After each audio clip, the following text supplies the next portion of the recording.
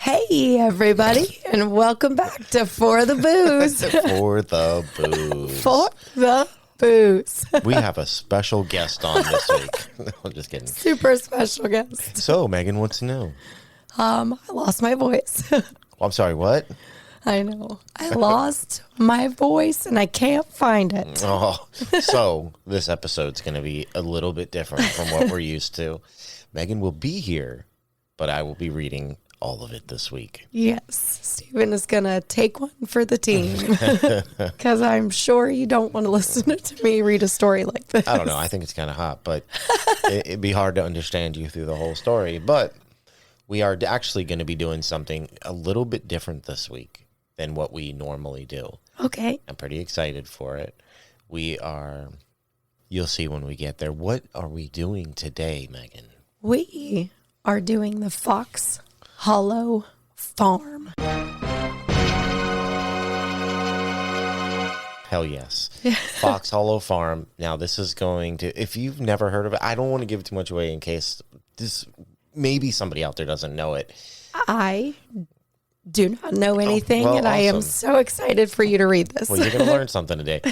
This is one that I actually wanted to do for a while now, but I wanted to wait a little bit. And I found just an abundance of great information, and it was probably some of the easiest research I've done. Oh, yeah. Because this is such a well-known case.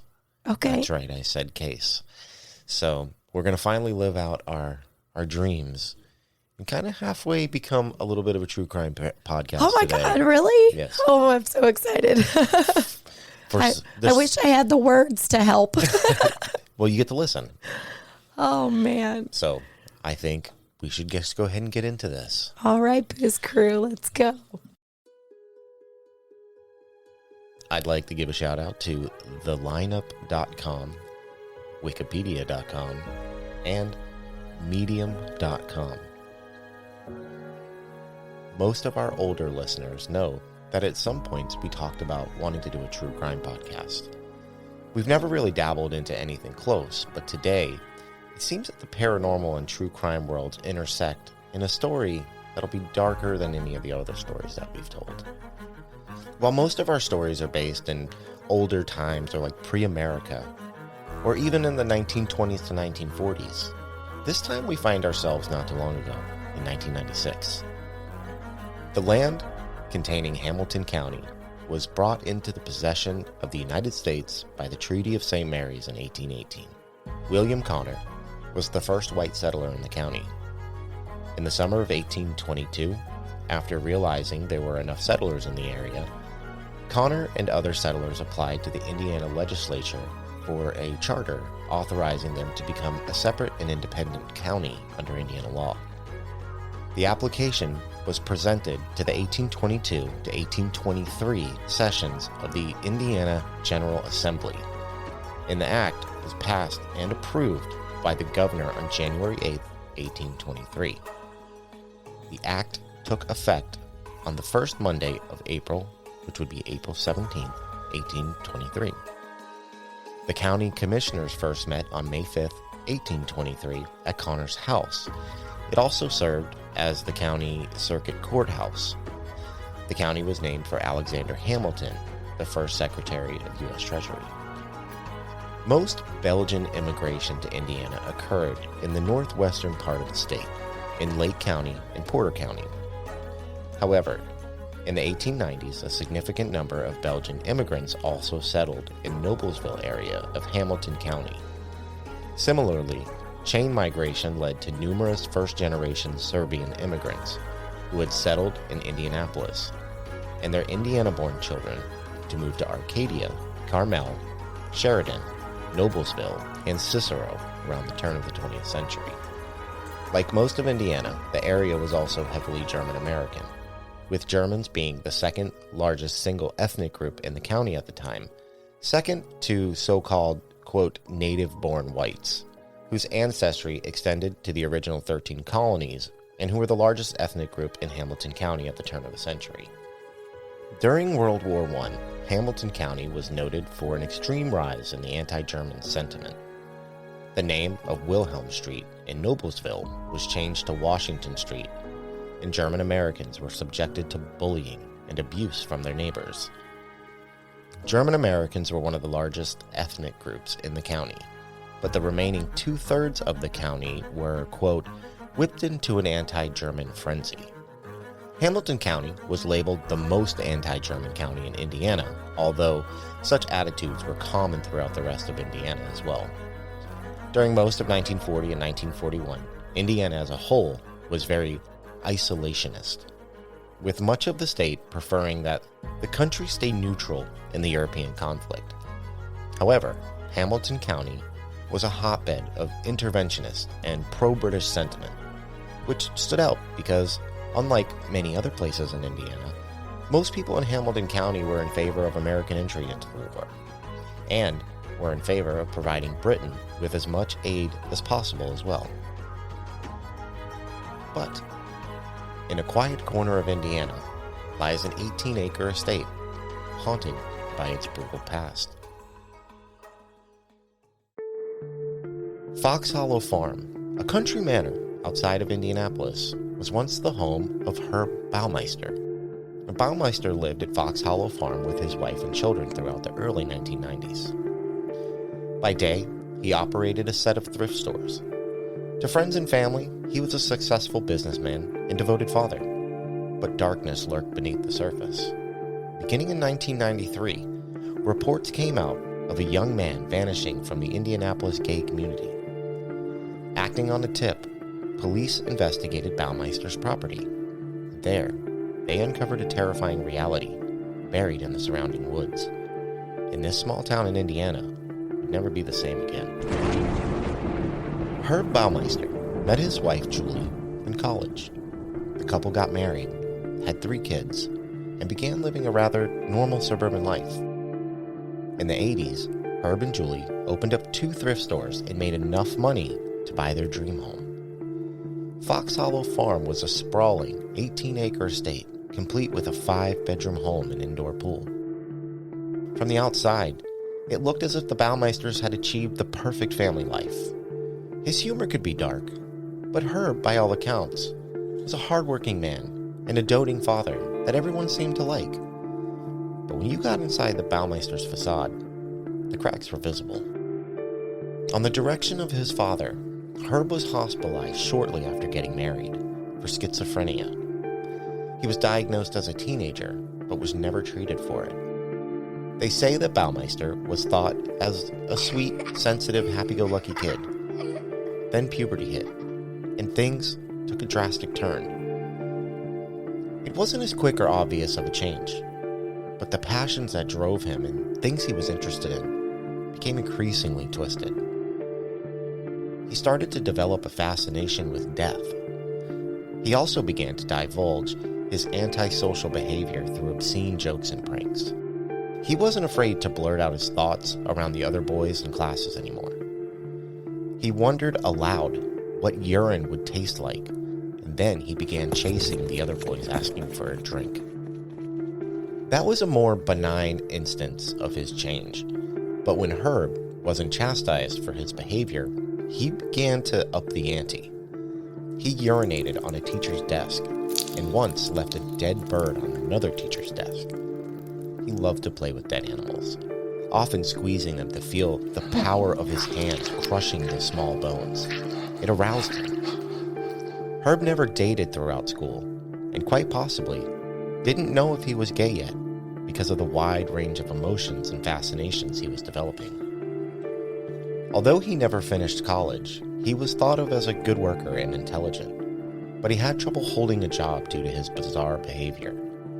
He often made inappropriate jokes in the workplace that made coworkers very uncomfortable. When their fortunes changed by the success of their thrift stores, the Baumeisters settled into their lives, with Julie often taking the kids to the family's lake home in the summer, leaving Herb to his own devices. Much of that time was spent cruising Indianapolis's gay scene. With an empty house to play in, Baumeister began taking men back to his home to party. He now had the freedom to explore his sexuality and act out all of his fantasies.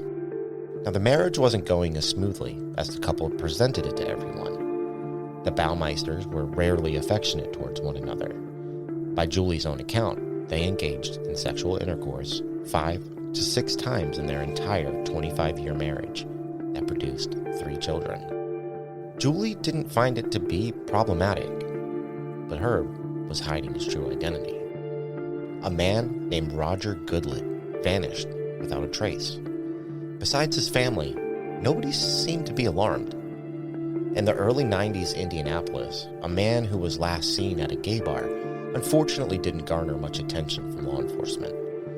Luckily for Roger and his family, he had a friend named Tony Harris who did care and offered to help Roger's family in any way that he could. Tony began plastering missing posters with Roger's face all around the bar scene that they frequented.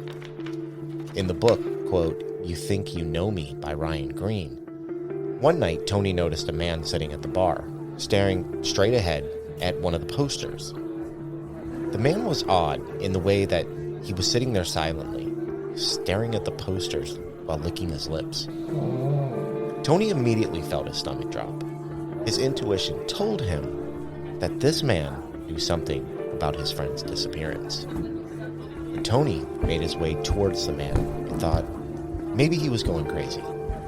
Just because the man seemed odd did not necessarily make him a killer. Tony tried to talk himself out of approaching him. He thought maybe he was overreacting. But whatever doubt he had in his mind didn't stop his body from continuing to walk over to the man. And the man introduced himself as Brian Smart. Eventually, Tony accepted an invitation to leave with Brian. They ventured out of the city, down dark country roads, until they reached an estate called Fox Hollow Farm. Brian said the house belonged to his boss. The two men went to the indoor pool, where Tony saw several mannequins lying around in different positions, which he found very strange. Brian told him that his boss didn't like to be alone, and that is why there were so many mannequins everywhere. Tony just added it to the list of quirks. This is where it might get a little bit for some people, just throwing it out there. So if you don't want to hear about anything too graphic, you can turn it off now. Or skip ahead. Skip ahead. We still want you to listen. Yeah, skip ahead just a little bit. And by the way, I remember this story now, like a little bit into it. I remember hearing this story. The men started to engage in sexual activity. A session of autoerotic asphyxiation ensued. Brian seemed to especially enjoy this. He relayed how he felt an enormous rush by taking men to the brink of death, watching their eyes bulge and their lips crack.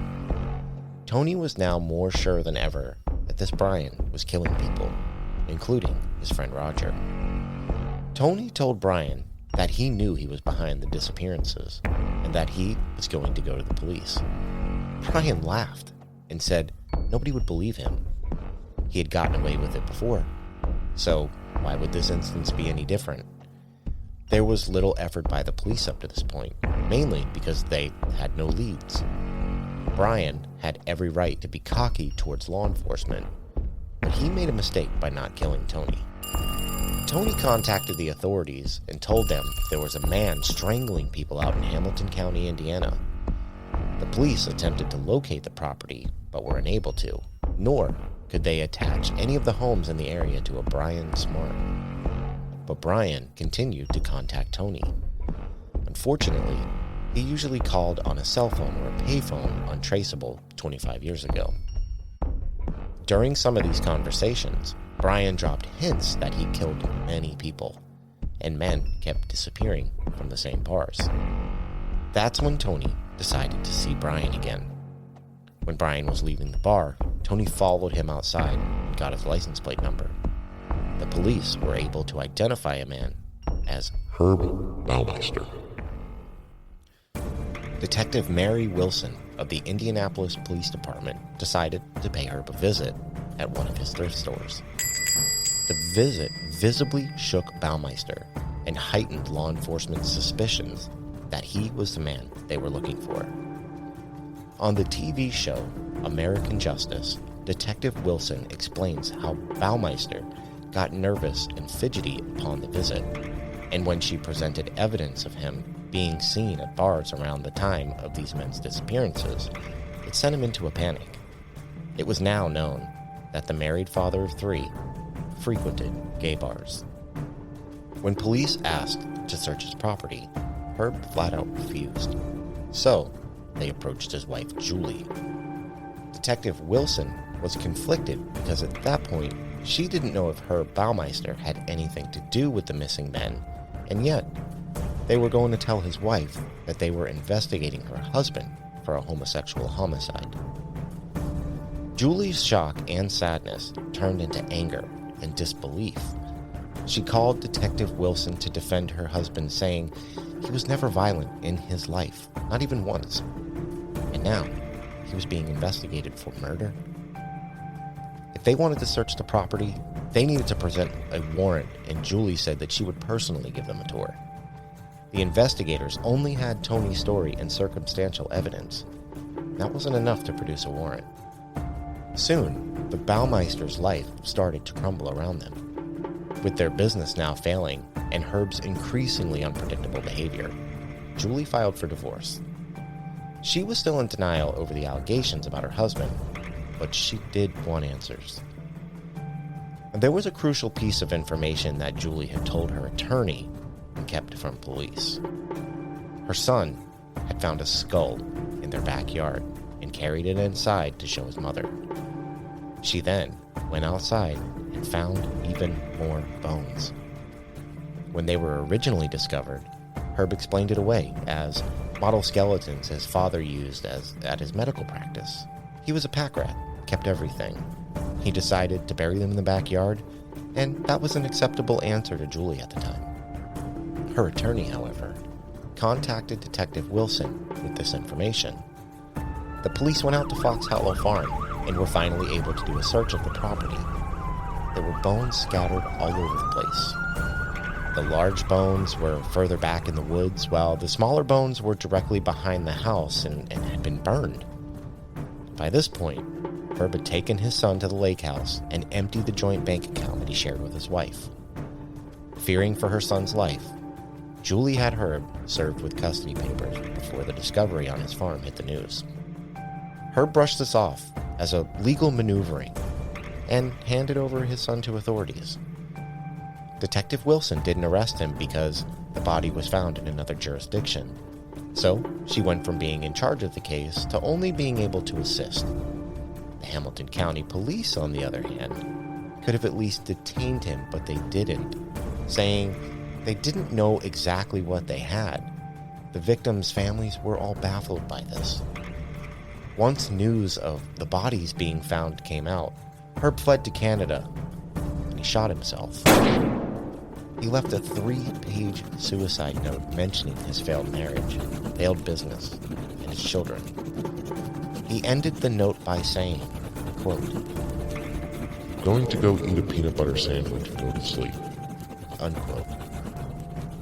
There was no mention of skeletons found on his property. The remains of 11 men were found, 8 identified, including Roger Goodlett. Law enforcement estimated that Herb Baumeister could have killed to 27 men. Baumeister himself told Tony Harris it was closer to 50.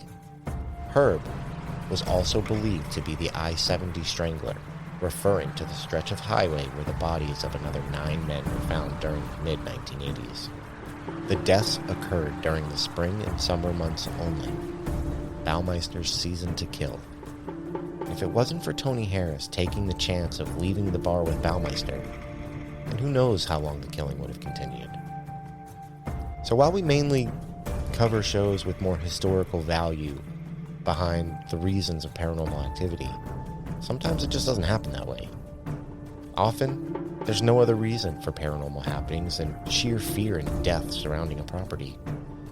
It seemed the signs were all there, but nobody seemed to notice when 27 to 50 men died here, and will forever remain at Fox Hollow Farm. Dang. What?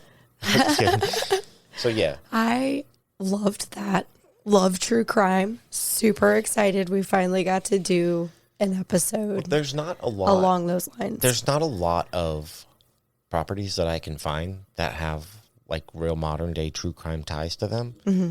And I knew who Herb Baumeister, even though I have a hard time getting his name out of my mouth. I've known who he is for a long time. Yeah. Because there's also this really interesting story about Herb Baumeister where he made it on the local news one time. They were repaving the roads and repainting the lines in the roads. And the painting crew ran over I think it was like a dead raccoon or a dead squirrel or something like that. Mm-hmm. And he was appalled by that. Appalled. He went on the news. There's a news clip you can go watch of him. Maybe we'll play it on here at the end. What? But yeah, where he's like upset that they ran over this dead animal with the paint. It's really weird. They were upset because he didn't get to do it. Like what? I don't know. It's just a very weird story. Super weird. But as far as paranormal activity, if there is paranormal activity here, I'm not that surprised. I mean, people were murdered here by the dozens. Not even just murdered, like slaughtered, raped, murdered, just choked to death, tortured too. Like it's insane. It's so crazy. And I couldn't believe I didn't remember this story just by the name of it. But as soon as she started reading it, I was like, yep, I know this and how story. unfortunate is it that this, 25 years ago wasn't that long ago. And when a gay man went missing, nobody seemed to care about it. Yeah. Nobody seemed to really do anything.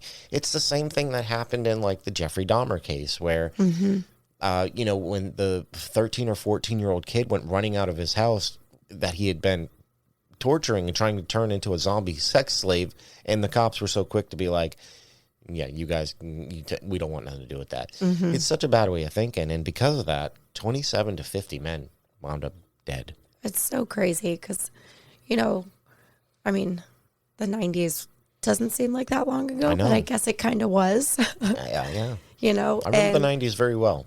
And it's crazy how police work, detective work, and just all around care around people going missing, but especially certain like groups and types of people were just completely ignored almost for so long. Absolutely. And it's really, really sad. It's getting better. It is getting better. Thank the Lord. Always room for improvement, but at least when somebody dies, no matter who it is, people are starting to pay attention. Yeah. So that's awesome. But I think maybe we've learned our lesson. Maybe. We'll Let's hope. So moving on from that, we do have some paranormal stuff to talk about. And man, is there a lot to talk about. I'm so excited. I've never had you read one yet. It feels weird to think that I'm going to read it. I know. So what do you got for us, Stephen? And now, time for an ad break. And now, back to our show. Okay, so now I'm going to do my best Megan impression for the next 20 minutes. All right, let's hear it. I'm excited. I'd like to send a shout out to thelineup.com, travelchannel.com, The Horrors of Fox Hollow Farm by author Richard Estep, and normalwitness.fandom.com. While we are not new to dark history, this may be the darkest one that we've done yet. The 18-acre estate was once home to alleged serial killer Herb Baumeister in the 1990s. Baumeister, a seemingly straight-laced family man, was suspected of murdering several gay men. The backyard of the farm is where Baumeister allegedly disposed of his victims' remains. Over the years, there have been many claims of paranormal activity while new owners moved into the home. While living on the second-floor apartment, Joe LeBlanc would hear the door knocker violently bang on the door, to the point where the door violently flew open on its own. Homeowner Vicky admits to seeing a legless apparition in a red t-shirt walking into the woods. She suspects it could have been one of Herb Baumeister's victims.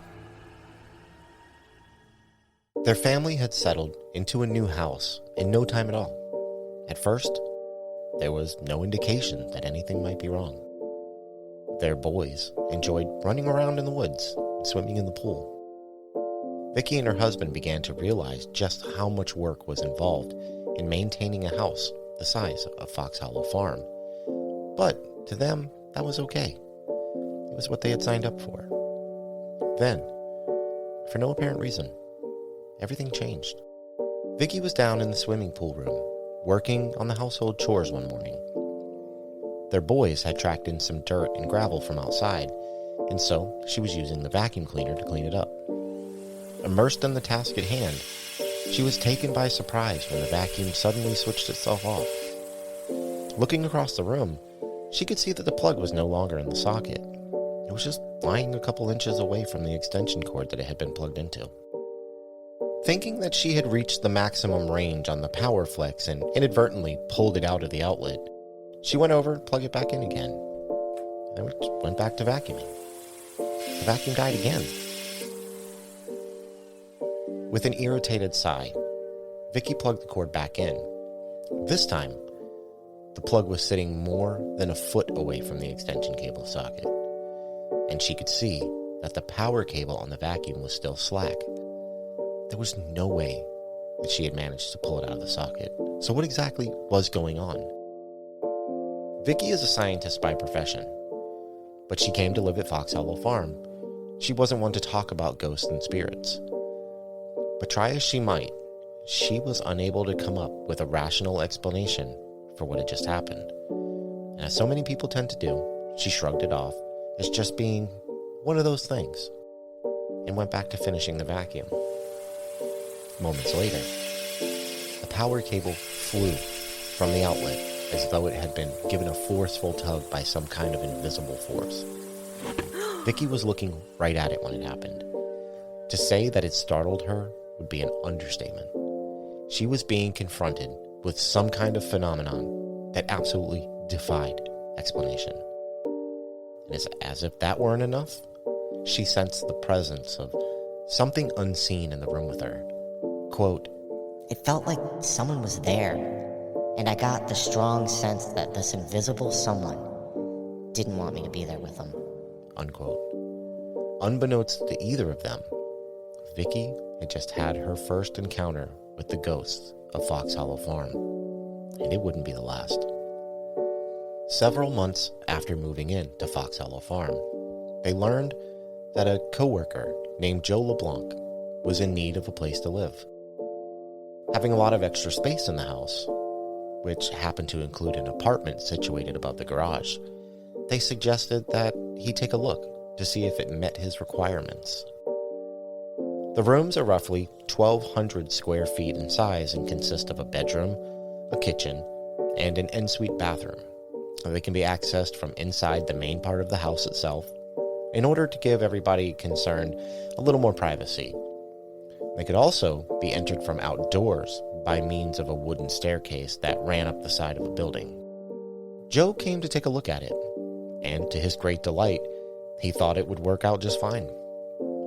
They felt duty-bound to warn Joe of the history of the property, but was happy to find out that it really didn't seem to bother him in any great deal. In fact, he seemed to embrace the idea of living in such an infamous place.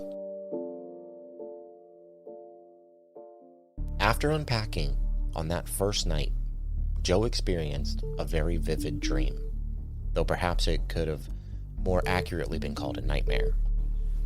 He was running desperately through the woods, compelled by an overriding sense of fear, a compulsion to run for his life. He was convinced that something was chasing him, something that was both extremely bad and very dangerous, though he couldn't see who or what it was. All his instincts told him to flee, and when Joe woke up, sitting straight up in bed, his body was still in fight or flight mode. He leapt out of bed and ran, still half asleep, slamming his head into the door frame. Joe fell to the ground, head throbbing in pain, and he laid there for a moment, trying to gather himself. He claims to have never had a nightmare that intense in his entire life. What had he been running from? Joe had no idea. They believe that because of the stories Vicky and others had told him about what her Baumeister had done at the farm had somehow gotten to him and had triggered something in his sleeping mind. Even then, coming to full wakefulness and lying on the carpet with his heart pounding in his chest, Joe still felt the urge to run away. If he had known what else was to come, he may have done just that. At one point, Vicky's husband, Robert, was working at the top of a ladder one afternoon when he heard Vicky's car pull into the driveway. Glad that she was home from work, he climbed down, put down his can of paint that he had been using to recoat part of the house, and he waved her over to come see the handiwork. It was a bright and sunny day. Very clear air, good visibility, and Vicky stood there politely, listening to him talk about which parts of the house he had painted. He didn't realize it until afterward, but partway through, she became distracted. Something had caught her eye, off in the woods, to the side of the house. As she described the sightings to him a few moments later, Vicky at first thought they had a trespasser on their hands. She had seen the figure of a young man in a bright red shirt and denim jeans, just walking through the woods without an apparent care in the world. It looked as if he was just taking an afternoon stroll. The man's back was to Vicky, so she couldn't make out his face. Hello? Just as she was about to call out and ask the man what on earth he thought he was doing, it suddenly dawned on her that most of his legs were missing. From the thighs down, there was absolutely nothing. Before she could say anything, the apparition vanished right in front of her eyes. One of the drawbacks about living in a place as infamous as Fox Hollow Farm is that they tend to attract more than their fair share of unwanted visitors, usually in the form of serial killer enthusiasts who want to visit the scene of a crime to see it for themselves. The homeowners take such things very seriously and have a very low threshold for calling the police when they catch trespassers on their property. Uncomfortable with the thought of a stranger walking around in the woods behind the home, they headed straight for the spot where Vicky had seen the young man disappear. Perhaps he had just vanished into the trees and greenery, she reasoned, rather than literally disappeared into thin air. Vicky's eyes might have just been playing tricks on her at the end of a long and tiring workday. So, they searched the woods, all the way out to the fence line at the edge of the property. Nobody was to be found, least of all, a man in a bright red shirt. Quote, "Looks like you might have seen a ghost," unquote, he shrugged, only half kidding. Vicky looked troubled, and rightfully so. With her scientific background, she had a hard time believing in things that went bump in the night.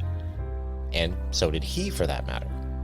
But Fox Hollow Farm changed all that for both of them, as it would go on to do for so many people over the years, and still does to this day. Quote, "I know what I saw," unquote, Vicky insisted as they made their way back to the house.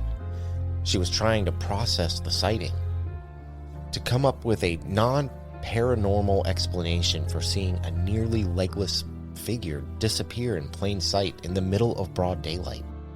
She was at a loss to explain it away, and so was he. That was only the first sighting, and there would be others. It was the end of Joe's first week of living at Fox Hollow Farm. In the apartment kitchen, he had just finished eating dinner and was standing at the sink washing dishes. Someone knocked at the door. Figuring it was Vicky or her husband, he called out that he would be there in just a second and grabbed a dish towel to dry his hands off with.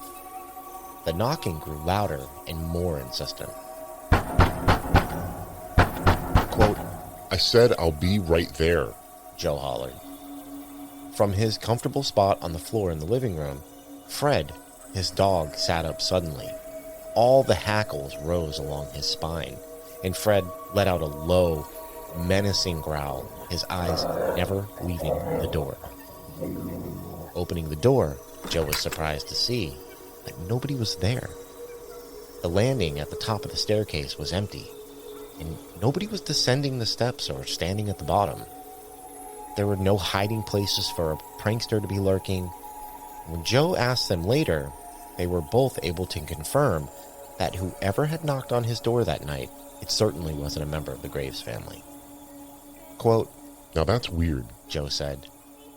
Talking more to himself than Fred, he was beginning to feel a little uneasy, justifiably creeped out by what had just happened to him. He started to feel as if an invisible somebody was with him in the room, silently watching him, just as Vicky had felt down in the pool room when the vacuum cleaner's power cable was yanked from its socket. He was sure that he and Fred were not alone in there. Attempting to shrug it off, he sat down to watch TV. Suddenly, he saw a flash of movement from the corner of his eye. Whatever it was, the source of the movement had been behind him in the direction of the kitchenette and the bedroom. Fighting to overcome the sense of growing dread, Joe decided he had to get to the bottom of this. Although it was the last thing he really wanted to do, he got to his feet and went back there to investigate. But nobody was there. Another night, as Joe was taking Fred for a walk up and down the driveway, Joe heard something in the woods. Fred had stopped, and the dog's ears were perked up. As they walked back, Fred just took off running. The Fred was chasing after a man in a red shirt. The man walked into the woods and disappeared. Fred still gave chase. Joe walked into the woods to get his dog. He wasn't sure if the man in the red shirt was malevolent, but he needed to find his dog. With no warning, he came face to face with the man in the red shirt. Joe turned and ran for his life. With Fred shortly behind him, Joe told Vicky, and they realized that they had seen the same man. Another time, Joe was taking Fred for a walk through the woods, and Fred, again, took off running. Joe gave chase yet again, and when Fred stopped, something caught Joe's eye. He dug it out of the leaves, and he realized it was a human bone. He took it to Vicky and Rob. Vicky knew immediately that it was human and thought it to be a femur. She also thought he'd found it in the area near where they had seen the man in the red shirt. A friend of Joe's named Jeremy wanted to visit the house to put to bed rumors of it being haunted. That they were diving to retrieve dead beetles from the bottom of the pool when Joe felt someone touch his back. He thought it might have been one of the boys, but they were on the other side of the swimming pool. As Joe swam back to his friends, he was pulled under. He felt fingers choking him. Jeremy watched Joe put his hands to his neck, panic like he'd never seen his friend's face do before. Joe managed to escape and got all of his friends out of the pool before it could get him. Yet another story. Joe was working at his computer one night when the sound of metallic scraping startled him. He got up to find the knives from his butcher block in the sink and cuts in the wood walls. Could someone have possibly been stabbed in this kitchen? Now, after watching ghost hunting shows, Joe unplugs everything that could possibly make any noise, and he uses a cell phone for an EVP session. In the kitchen, Joe asked if anyone was there. Within moments, Fred began barking. Joe took the recording to his computer for playback. When he listened closely, the response to his question was clearly, quote, The married one. unquote. When Joe looked at the known victim list, every victim had been single. That is, when it dawned on Joe that Herbert Baumeister had been married. And these are just a few stories from this property. Throughout the years, many paranormal teams have shown up here to investigate, including the Ghost Adventures team. There's no shortage of documented paranormal activity at Fox Hollow Farm. And for the most part, good reason. Who is the man in the red shirt? And is he trying to relay a message? We may never know. But something tells me that these spirits won't be leaving the farm anytime soon. That was so good. I'm not really a true crime podcaster, but it was a lot of fun. That was really, really, really good. It was a lot of fun. I really like doing this one. So. While you were reading the ghost story, towards the end, I got goosebumps twice, like actual goosebumps listening to your story. I was like, oh, no. I would, if anybody's interested in this, that book, The Horror at Fox Hollow Farm, is pretty good. You should definitely go check it out. I actually really might want to read that. Yeah, it's the parts that I did read to get stories from is amazing. It's a really well-written book. And this man, I'm pretty sure, sat down with Robert Graves, Vicky's husband, to write this book. So, wow, that's super cool. Very awesome. So we are here at the end, and I a couple times we've gotten a little out of sorts, but we're going to get back into sorts tonight. And I did find some EVPs of Fox Hollow Farm. So I think we're going to take a listen to some clips of this place. And if I can find it, I do want to play the clip of Herb Baumeister being upset about the animal being run over, just because it's so crazy. Man been seen in a red shirt out here in the woods or the backyard. Can you tell us your name?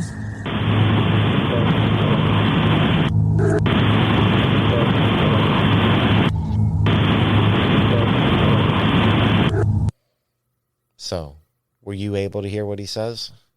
It sounds like Joe or Bo. All right, let's try again. Let me try to sync this up a little better. Let's try again. It is hard to hear, though. Let's see if we can get it. Man been seen in a red shirt out here in the woods or the backyard. Can you tell us your name?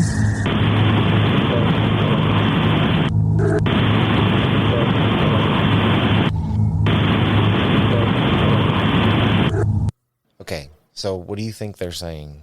I still hear the same thing. What it says that they hear is, I hear kind of like what you're hearing, like Joe, but what they claim it's saying is, let go.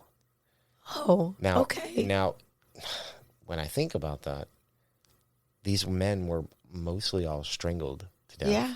And I am sure that somebody said, Let go. let go. Yeah. So, Oh, my God. Not a bad one. Let's see if we can find another one. I mean, there are actually quite a few on here. Did you ever drown any of your victims?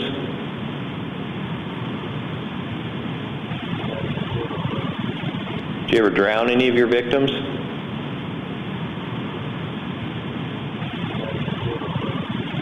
Did you ever drown any of your victims?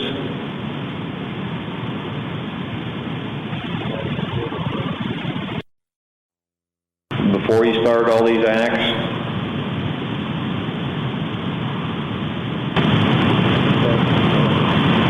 Before you started all these acts?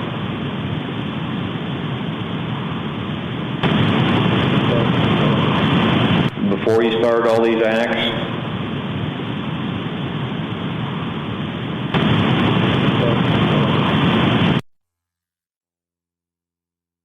Did your victim pick up on the fact that the possibility that you were going to kill him?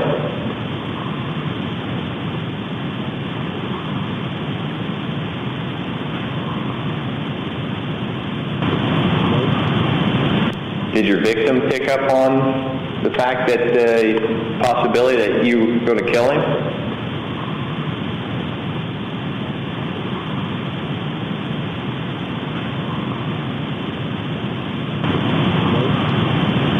Did your victim pick up on the fact that the possibility that you were going to kill him?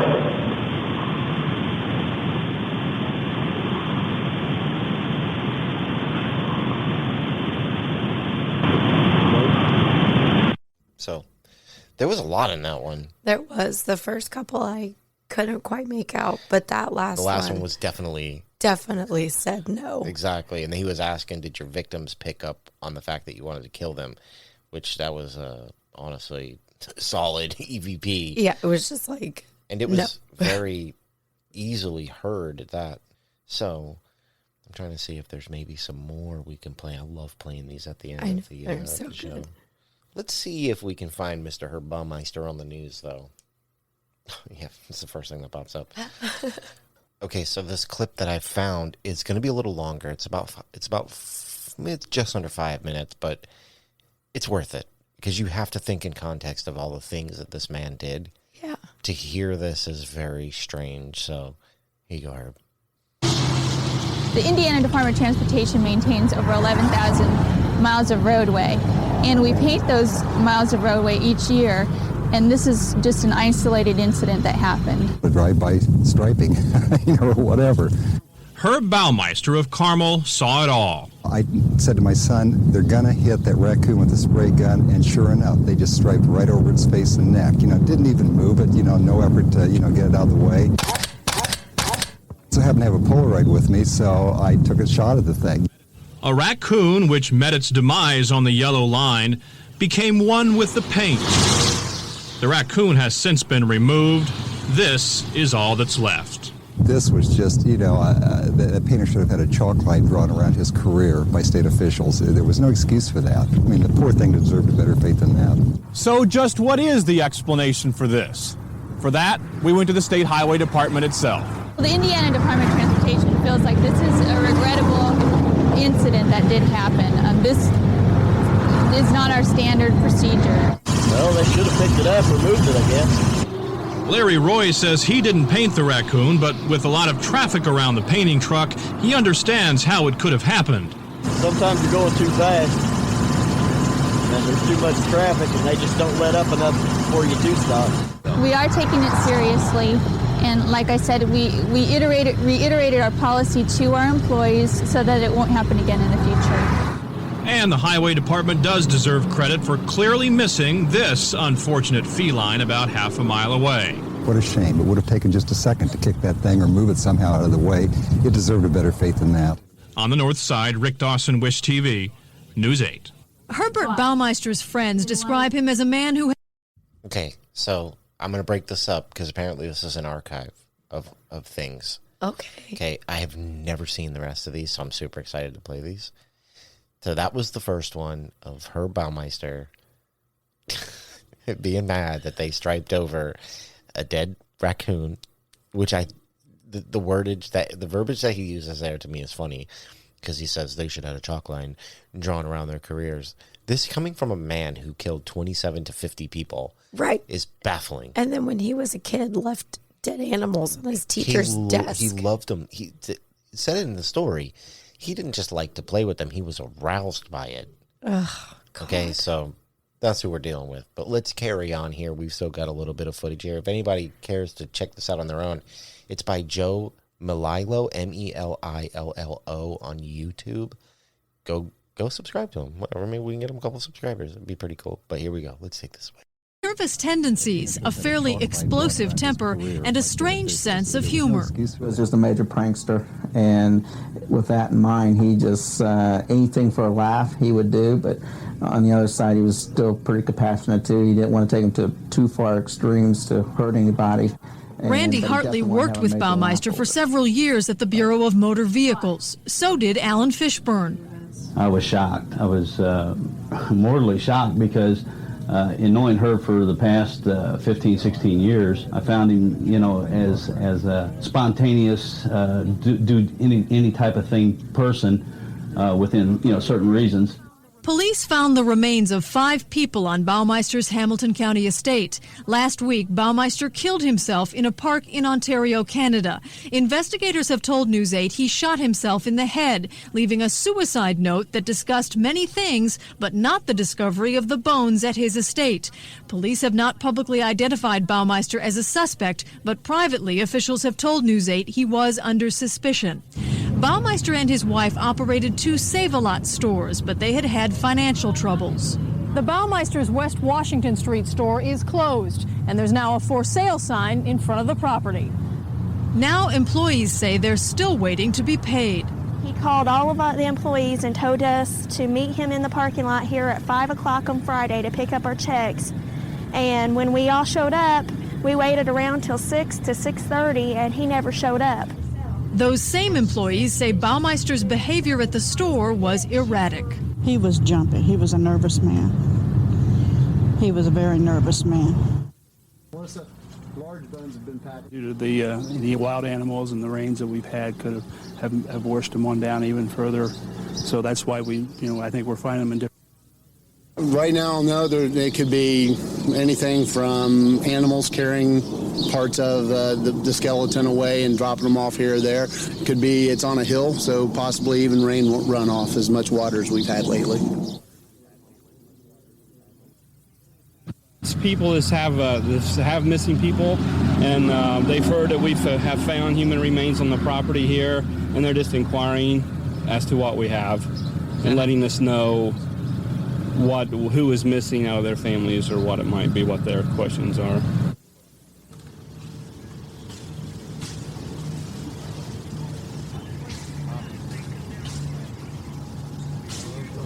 This is a scene of them digging with backhoes and kind of like doing an archaeological expedition in the yard trying to find bones. Whether they have males or female missings, the age of those people, if there's going to be possibilities for dental records. So those are the film archives of Herb Baumeister. Wow, that is crazy to hear that. That's the story of Herb Baumeister and Fox Hollow Farm and possibly the I-70 killer or I-70 strangler. And, unfortunately, it took as long as it did to catch him.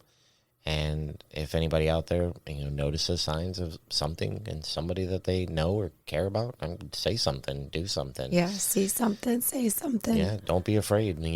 Like this guy Tony, he did it right. He did the right thing. I mean, he put his life in danger, but without him, who knows? Herb Baumeister might be out there today doing the same thing. And I think there's too many people who do see things in people and don't ever say anything until it's too late. And I think we need to, as a society, get more in tune with that and we need to be more proactive. Share that and be proactive. Exactly. Absolutely. So I couldn't tell you when the next time we'll do anything remotely true crime again, but it was fun. I enjoyed it. Super fun. I enjoyed that so much.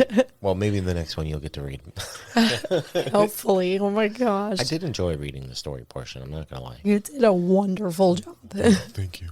You're welcome. So, Megan, knowing everything that we know about Fox Hollow Farm and the infamous killings, what do you think about it being haunted? I think based on just the stories from the people, especially because they lived there, they were a little extreme of stories, but I think they absolutely could 100% be true. The people that had what happened to them happen was awful, terrible, traumatizing. I agree. So why wouldn't they try to reach out so hard and be seen and, get their story out there and, and try to get their message out or just something. I mean, to have your life taken away like that and so many people, it's so crazy. It's a lot. So many people. So what's to say that one of them isn't sticking around trying to be seen, heard, anything? I mean, the man in the red shirt clearly wants to be heard. I mean, I absolutely 100% think that this place is haunted. Okay. What about you? I agree. I 100% think that a place where people were strangled to death, they didn't choose this death. They were killed for somebody's pure, odd sexual enjoyment, and nobody cared. And I think that's the biggest thing about a lot of this is that a lot of these people went missing and nobody cared to find them. And if there was going to be a reason for spirits to exist, I feel like it would be to relay messages or to help you find them or to help find a clue or something. So with all this death and fear and torment and all this, I just feel like we always talk about what do we think causes this stuff. And I think that this is almost the perfect storm for it. I'm surprised there aren't more paranormal happenings that are around serial killer cases. Yeah. I mean, but maybe there are. Maybe a lot of these places that are haunted are because of serial killers. I don't know. But if death causes paranormal activity, this place is a hotbed. This is a prime spot. So yes, I also truly believe 100% that this place is haunted. And with that being said, it gets the big old seal of approval. All right, well, it was a fun one. And super good one. Yeah, it was fun. Where can they find us?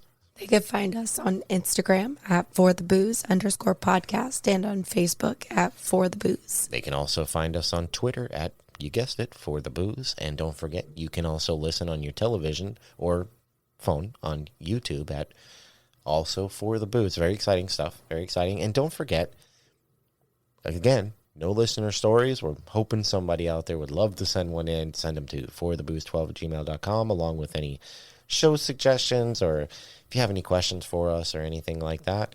And don't forget to rate and review the show, 5 stars or whatever you think we should deserve. I hope it's 5 stars if you're still listening. Just let us know what we can do to be better for you guys. If there's something you want to hear about, we want to do that. We would like to do that for you, so don't be afraid to ask. Absolutely. And I think, I don't know. I guess we're just going to have to get ready for the next one. Maybe Megan will have her voice back for the next one. Let's hope so. Let's hope so, because I don't want to have to read everything again. And we will see you all in the next one. Thanks for listening. Bye. Bye.